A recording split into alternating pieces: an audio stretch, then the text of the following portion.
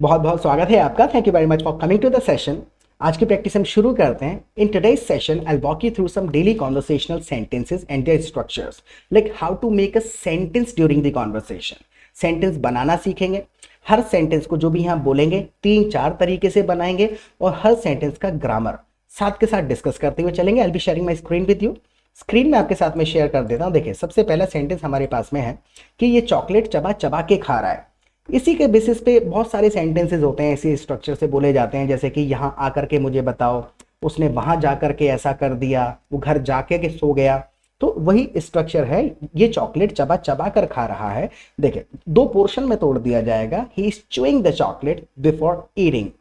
He is chewing the chocolate, चबा रहा है, बिफोर ईटिंग। यहाँ पे बिफोर लगा दिया पोर्शन अलग करने के लिए। ही is chewing the chocolate before eating it, right.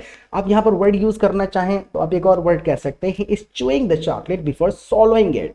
swallow करना होता है कुल मिलाकर के निगल लेना, तो ईटिंग भी कह सकते हैं, swallow भी कह सकते हैं अगर लिटरल आप निगलने की बात कर रहे हैं। So he is chewing the chocolate slowly before swallowing it, यानी बहुत देर तक चबा रहा है निगलने से पहले। अब इसी के बेसिस पे जैसे ये कहें कि उसने मुझे यहाँ आकर के बताया, तो बिफोर की जगह देन कह देंगे। He came here and then told me.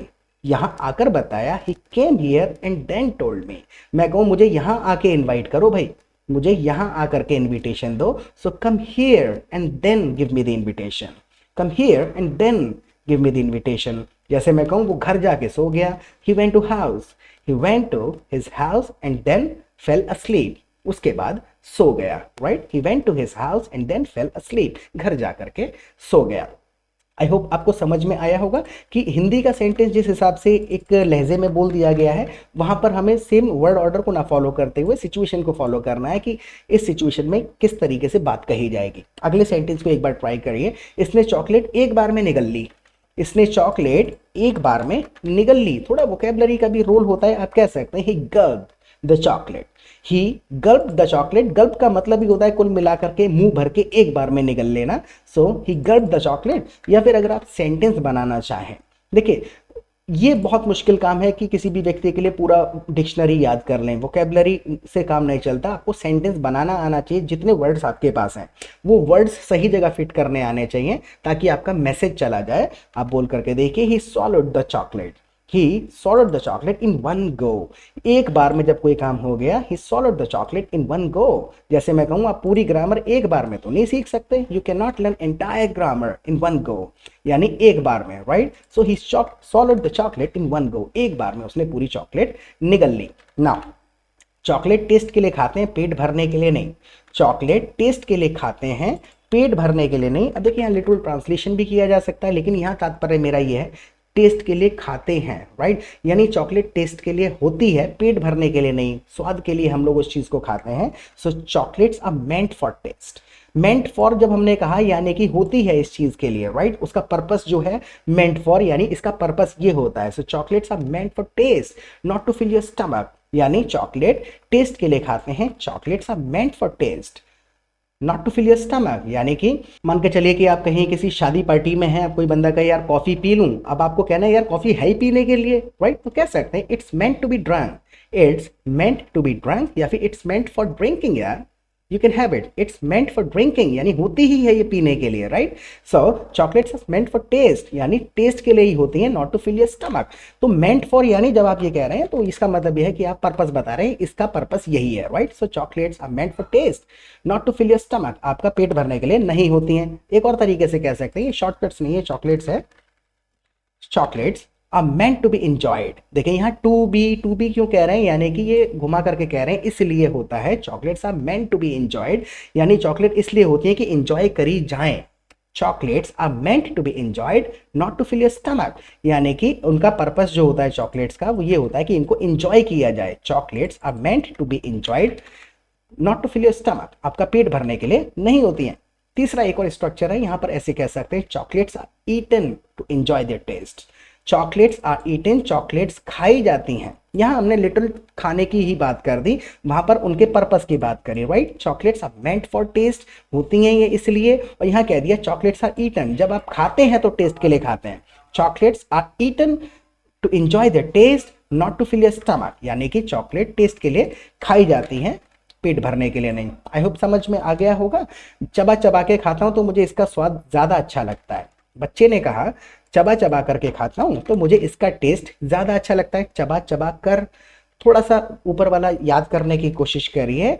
I enjoy the flavour more when I chew it. तोड़ करके बोल दिया जाएगा I enjoy the flavour more when I chew it. जब इसको चबाता हूँ तो ज़्यादा इसका फ्लेवर एंजॉय करता हूँ। लेकिन अगर यहीं से स्टार्ट करें चबा चबा के खाता हूँ तो इसका स्वाद ज़्यादा अच्छा लगता है, तो कह सकते हैं when I chew it. When I chew it I enjoy its taste even more. Even more कह दिया है आपने, यानी कि और ज्यादा। When I chew it I enjoy its taste even more, यानी जब चबाता हूं I enjoy its taste even more, right. एक और सेंटेंस है, इसको बोल के देखिए। एक दिन में तुम कितनी चॉकलेट खा लेते हो? एक दिन में तुम कितनी चॉकलेट्स खा लेते हो? How many chocolates do you eat in a day? How many chocolates do you eat in a day? एक दिन में कितनी चॉकलेट्स खा लेते हो? अब बच्चे ने जवाब दे दिया जितनी आप मेरे लिए लाते हो। मैंने उससे पूछा how many chocolates do you eat in a day?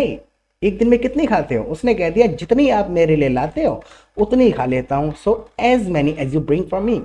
As many as you bring for me, यानी जितनी आप मेरे लिए लाते हो उतनी खाता हूँ। So I eat as many as you bring for me. मैं उतनी खाता हूँ जितनी आप मेरे लिए लेकर के आते हो, राइट। जैसे कि मैं उनके बारे में पूछ रहा हूँ जो तुम खुद लेके आते हो। जो उसने कहा कि I eat as many as you bring for me. मैंने कह दिया मैं उनके बारे में पूछ रहा हूँ जो तुम खुद लेकर के आते हो। मैं उनके बारे में पूछ रहा हूँ जो तुम खुद लेकर के आते हो। जहाँ हम कह रहे हैं खुद लेकर के आते हो, यानी कि उसके अकेले उस काम को करने की जब हम बात कर रहे हैं, so I am asking about the ones. I am asking about the ones, यानी उन वाली की बात कर रहा हूँ। जो मैं लाता हूँ वो नहीं, आई am asking about the once, वो वाली जो I'm asking about the ones you get by yourself, यानी जो तुम खुद लेकर के आते हो। You get by yourself, यानी खुद अकेले बिना किसी की हेल्प के। So I'm asking about the ones you get by yourself, right? जैसे मैं कहूँ मैंने खुद इंग्लिश सीखी, so I learned English by myself, खुद से, राइट। तो वहां पर खुद से वाला एक फीलिंग है, मैं उनकी बात कर रहा हूँ जो तुम खुद से लेकर के आ जाते हो। So I'm asking about the ones you get by yourself, जो खुद लेकर के आ जाते हो। तो उसने बड़ी मासूमियत से कहा मुझे पैसे क्यों देते हो? उसने बड़ी मासूमियत से कहा मुझे पैसे क्यों देते हो? अब उसने जोर देकर के कहा मुझे पैसे ही क्यों देते हो। यहां पर हम इवन का इस्तेमाल कर लेंगे। उसने बड़ी मासूमियत से कहा, so he said so innocently, he said so innocently why do you even give me money? आप मुझे पैसे क्यों देते हैं? He said so innocently why do you even give me money? Why do you even जब उसने लगा दिया, पैसे ही क्यों देते हो? ही भी का इससे तात्पर्य नहीं है, इसका कोई हिंदी मीनिंग नहीं है। इवन का मतलब होता है जोर देने के लिए, राइट। मेरे पास पैसे नहीं है, आई डोंट हैव मनी। मेरे पास 10 रुपये तक नहीं है, I don't even have 10 rupees. I don't even have 10 rupees, यानी 10 रुपये तक नहीं है, जोर दे रहा हूं मैं। अब यहां तक हो गया, राइट। भी क्यों देते हो, ही क्यों देते हो, उससे मतलब नहीं है, आपको सिचुएशन से कनेक्ट करिए। इवन जोर देने के लिए इस्तेमाल कर रहे हैं। So he said so innocently why do you even give me money? आप मुझे पैसे देते ही क्यों हो, राइट।